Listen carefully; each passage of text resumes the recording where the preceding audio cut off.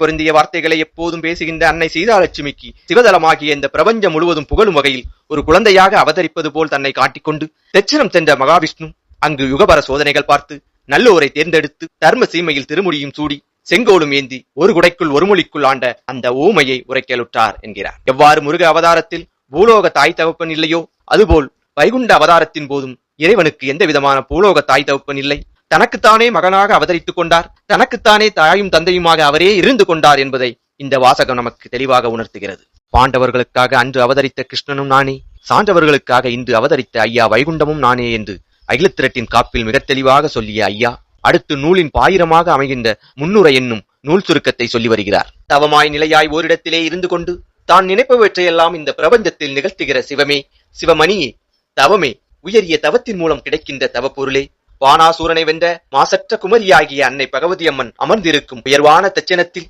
இறை சக்தியெல்லாம் வீற்றிருக்கும் சிறப்பான தச்சனத்தில் அநீதியை அழித்து தர்மத்தை எப்போதும் நிலைநாட்டுவதற்காக அவதரிக்கின்ற ஓர்மேனி மாயனாகிய நாராயணர் திருச்செந்தூர் திருப்பாற்கடலிலே அவதரித்து பின்பு தச்சனா பூமி வந்து தவம் புரிந்து கலியனால் பிரித்து வைக்கப்பட்ட சாதியெல்லாம் ஒன்றாக வரவழைத்து தர்மமாய் 4448 வகையான நோய்களையும் தண்ணீரால் தீர்த்து இதை கண்டிருந்த கலியனானவன் அவன் அழிய போகின்ற காலத்தினால் ஐயாவுக்கு இடறு செய்த விதத்தையும், முதல் யுகமான நீடிய யுகத்தில் தோன்றிய குரோனி என்னும் அசுரனை 6 துண்டுகளாக வெட்டி கொண்ட மகாவிஷ்ணு அவனின் முதல் துண்டத்தில் இருந்து சதுரிகத்தில் தோன்றிய குண்டோமசாலியையும், 2வது துண்டத்தில் இருந்து நெடிய யுகத்தில் தோன்றிய தில்லை மல்லாளன் மல்லோசி வாகனனையும், 3வது துண்டத்தில் இருந்து கிரேதாயுகத்தில் தோன்றிய சூரபத்மன் சிங்கமுகாசூரனையும் அளித்த மகாவிஷ்ணு கிரேதாயுகத்தின் காலம் இருந்ததால் மீண்டும் அவனை இரணியனாக பிறவி செய்து அவனை பிளந்து இரு கூறாக்கினார். 4வது துண்டத்தில் இருந்து திரேதாயுகத்தில் 10 தலையுடைய ராவணனாக பிறந்திருந்த அரக்கனையும் அவனுக்கு துணையாக நின்று போரிட்ட மூர்க்கர்களையும் வதைத்தார். 5வது துண்டத்தில் இருந்து துவாபர யுகத்தில் பிறந்திருந்த துரியோதனையும் அந்த யுகத்தில் உள்ள கொடியவர்களையும் அளித்த மகாவிஷ்ணு துவாபராயுகத்தின் காலம் நிறைவடைந்ததால் தான் எடுத்திருந்த கிருஷ்ண அவதாரத்தை நிறைவு செய்துவிட்டு